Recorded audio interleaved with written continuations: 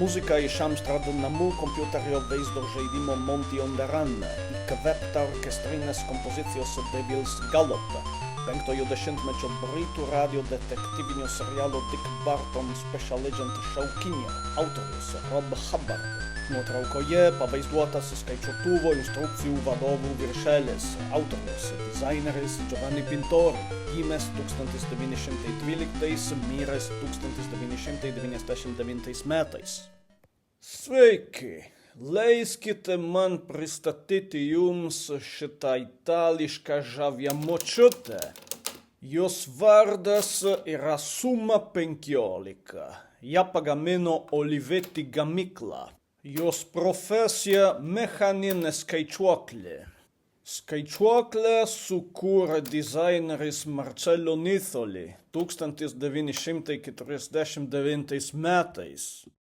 Jis taip pat sukūrė Olivetti rašomąją mašinėlę Lexicon 1948 metais ir Mirella siuvimo mašiną 1957 metais. Tai apie mūsų močiutę. Šios mašinos novatoriška savybė yra 4 krypčių mechanizmas, kurį sukūrė ir užpatentavo Natale Capellaro, pirmoji tikra valdymo svirtis. Capellaro buvo inžinierius, suprojektavęs mechaninę skaičiuotuvo dalį.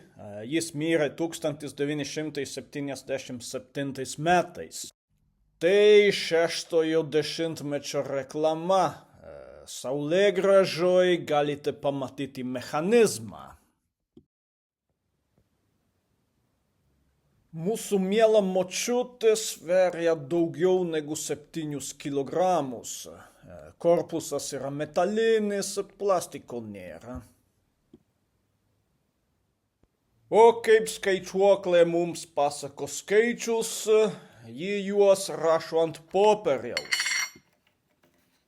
Tai rašalo juostelės ritinėlis, kaip rašomojoje mašinėlėje.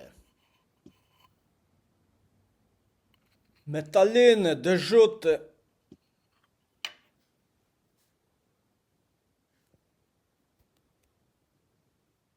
Tai ekrano nėra. Ekranas yra kvitų ritinėlis.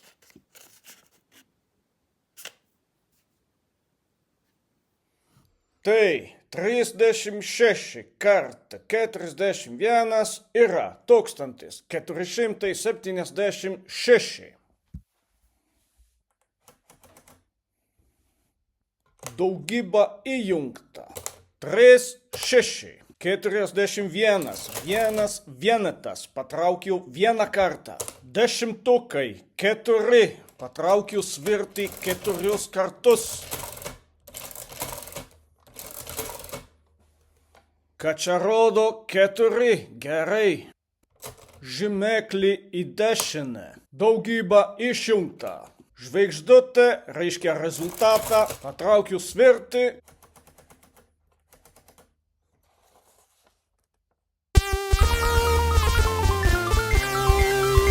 Tūkstantis 476.